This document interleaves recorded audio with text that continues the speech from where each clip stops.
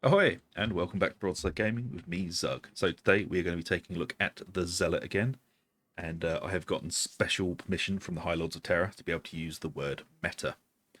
So let's jump in and take a look at what we're using. So as you can see, we are using the Dueling Sword. This is an incredibly good weapon, and if you've used it on the Psyche, you'll know what I'm talking about. But now it's even deadlier because the Zealot gets it. So let's jump in and have a look at what it's doing. So first of all, the spread for the profile here, we want damage, finesse, penetration, lol, up as high as we can. Mobility, we actually want this one up a bit more than usual. Usually that would be my dump stat.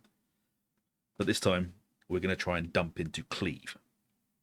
Cleave is important, but mobility is very, very, very useful. So that's how we're using the modifiers. And perk-wise, we're going for Flak and Maniac. Flak is the most prevalent armor type in the game, and Maniac is going to help us deal with those pesky specials in one hit, basically. This is allowing us to reach those breakpoints to basically delete them before they become a problem. And for blessings, we're going to be using Uncanny Strikes, which gives us 24% rending on an enemy weak spot hit for 3.5 seconds, stacking 5 times. That is an incredibly large amount of damage we're going to be able to run with, especially because the Dueling Sword is tailor-made for hitting weak spots. And the second best we're going to be using is Riposte for 20% critical chance for 6 seconds on successful dodge. We're going to be dodging continuously, so we basically have an extra 20% critical strike all the time. Isn't that just lovely? And next up, we're going to be talking about the ranged weapon. So there are going to be a couple of choices here for the ranged weapon. I'm using the bolt gun at the moment because it's my new favourite ranged weapon on the Zealot. It's just incredibly good. It blows through anything, and if you need something deleted, the bolt gun is your best friend now. So what they've done to fix it is basically they have reduced the annoying amounts of sway, so it's not like trying to hold on to a greased up puppy anymore. And they've evened out some of the damage. The only downside to the bolt gun is the massively long reload time on it. But other than that, well, the reload and the fact that you are going to be chewing through ammunition like nothing. But that's everyone else's problem, not yours. So for the spread, we're going with damage, mobility, stability, collateral. As I said, this is going to be a fast-paced build, so we don't want to destroy mobility too much, though that does mean reload speed is going to be our dump, which is just going to be a little bit more annoying. I mean, you can switch out the reload speed for mobility, but then it does slow us down, and we're trying to keep quite a fast pace with this build. The faster we are, the more time we have to react to things. And also, we're a Zealot. Zealot goes brrr. Perk-wise, we're going with Flak and Unyielding. Again, Flak, most prevalent armor type in the game. Unyielding is because all Ogryns are classed as unyielding, and so are all bosses. So this is going to help us just delete the bigger, nastier targets off the map before they become a problem. And now for blessings.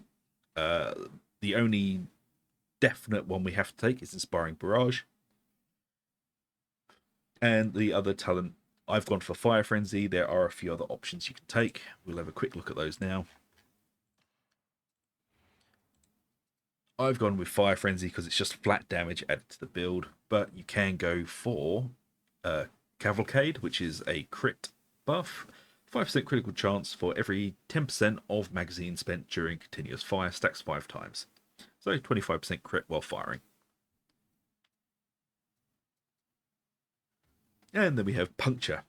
Ranged hits add 4 stacks of bleed to enemies. This is just going to allow us to apply bleed before we even get into melee range. This is more utility than anything massively useful, so to be honest, I would stick with either Fire Frenzy or Cavalcade.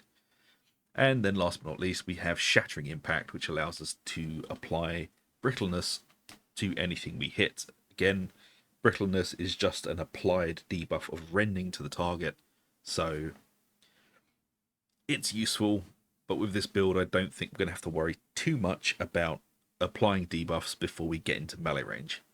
Again, so I would highly suggest Inspiring Barrage and Fire Frenzy. Now, if the bolt gun's not your cup of tea, we can go for something like the Braced Autogun, more specifically the Agrippina Mark 8, I think. Yes, that's the Mark 8. And for the spread, ammo is going to be our dump. Everything else we want as close to 80 as we can get. For the perks, we're going for Maniac and Unyielding. This is just going to allow us to pump damage into monstrosities when we can't get close to them. And Maniac for just helping snipe out specials when they are out of range of us. Now for the blessings, we're going for Inspiring Barrage. Again, 4% toughness for every 10% of the magazine spent during continuous fire. And speed load, 10% reload speed for 2.5 seconds after close kill, stacks 5 times. This is just going to allow us to reload very, very quickly and give us overall more damage. The faster we reload, the quicker we can get back to firing, the more damage we can do. But you can pretty much pick whatever you want for the range weapon. If you want to go for a bolt pistol, you can go for a bolt pistol. I just highly suggest the bolt gun or the auto gun. Now, Curios.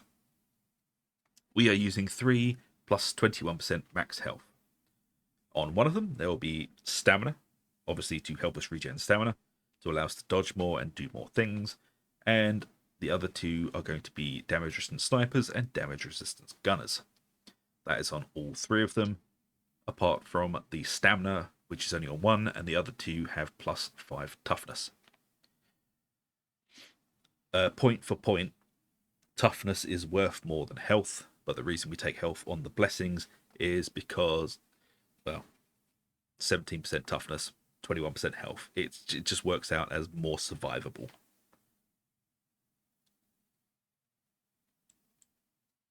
Alright, let's take a look at the talents.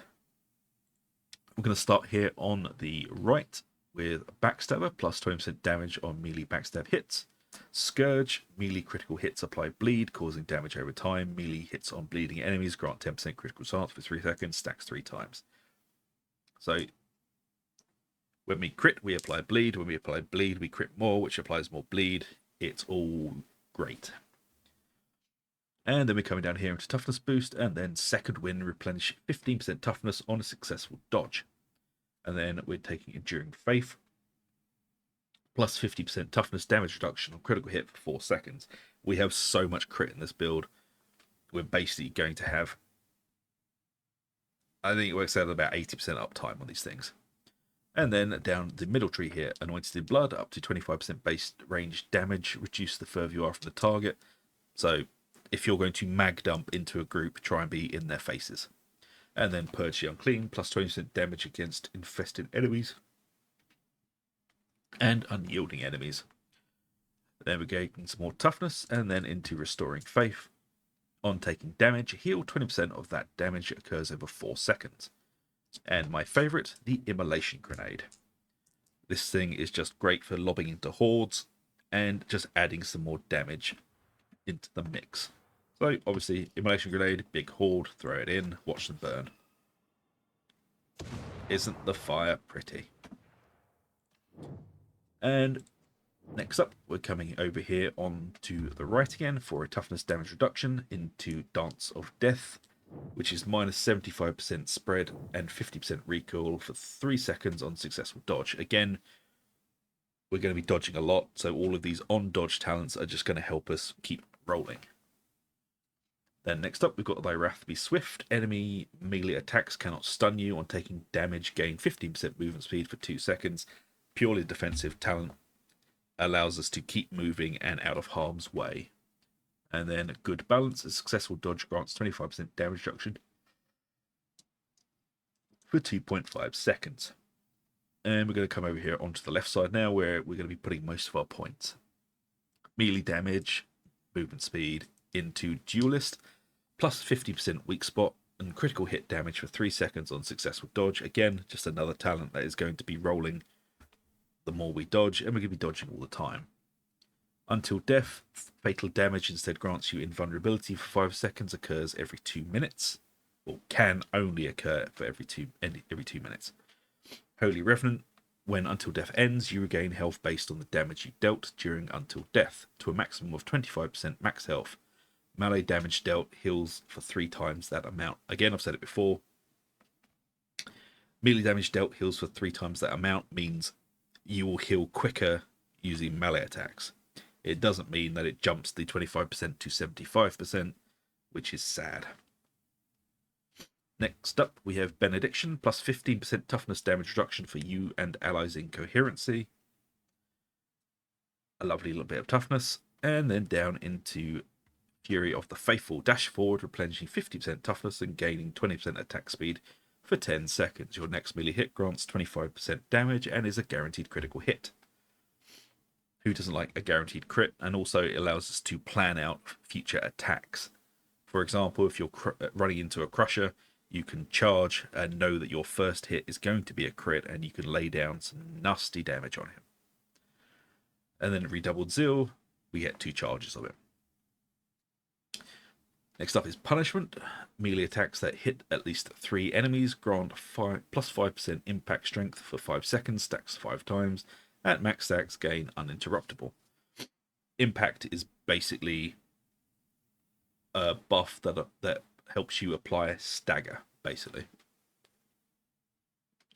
It just helps you stagger more, which is always good, but it's not amazing. Then Invocation of Death, plus 200% ability cooldown regeneration for 4 seconds on melee critical hit, which means we're going to have a lot of charges, as we'll be critting a lot of the time. And then Blazing Piety, plus 15% critical hit chance for 8 seconds when in Fury. Fury is triggered when 25 enemies have died within 25 meters. This does not take as long as you think it does to get rolling. And lastly, Fury Rising. Critical hits also count up towards triggering Fury. So we're not taking Righteous Warrior here for plus 10% critical hit chance from Blazing Piety, as I kind of do think that Second Wind by Raffi Swift and Good Balance are all basically better choices for that last point. So the talents I've just spoken about, if you really want to, you can dump them out, but I wouldn't suggest it. I mean, I wouldn't run it like that with this build, but you can take any of these out to fill that slot. So, with the Dueling Sword, also there are 2 options, really. You can go with the Mark IV or the Mark II. Both are really, really good. I like the Mark IV a little bit better, but the Mark II is just as good. It all depends on what attack pattern you prefer. And the only real difference is on the heavy attacks.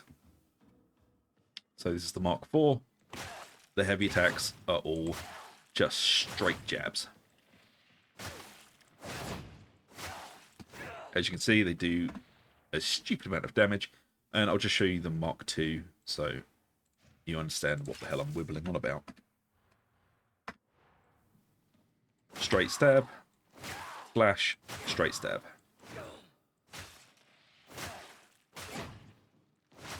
Literally the only difference that matters. Just depends on what one you like, really. I tend to jump between them, but I do go towards the Mark IV.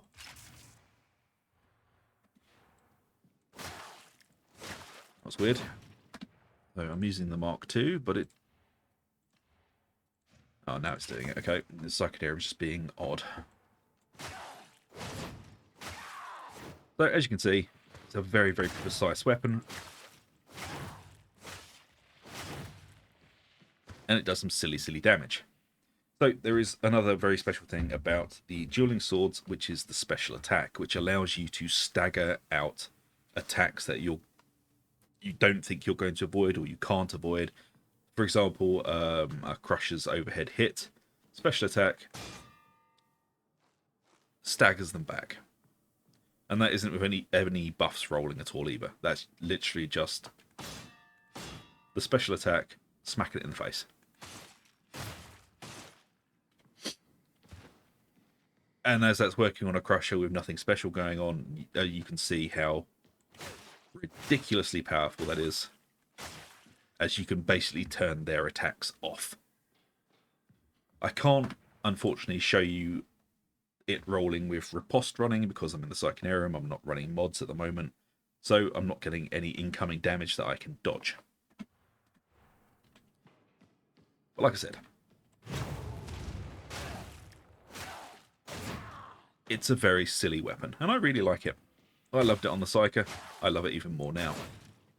Now, for the range weapons, as I said, I'm running the Bolter at the moment, purely because it's hilarious, and also you are actually able to snipe out specials if you need to. But most of the time, you will just be mag dumping into everything. Because why not? We've got Inspiring Barrage. We have this guaranteed way of farming back toughness if we need it. And as you can see, it's pretty effective at just mauling things. Is there anything more? Shut up, Stephanie. But like I said as well, about the dueling swords, you pick whatever mark you prefer. Mark 4 or Mark 2. I don't know why this is displaying the wrong marks at the moment. Both are very good. And it is also compulsory with this build to dress up like the stupidest pirate that you can. And live your pirate dreams. There you go, folks. That is another meta build. I really do hope you enjoy it. And if you do, please do like, subscribe, ring that bell for notifications. It really does help us out. And I shall see you all for the next one. So until then, take it easy. I'll see you later.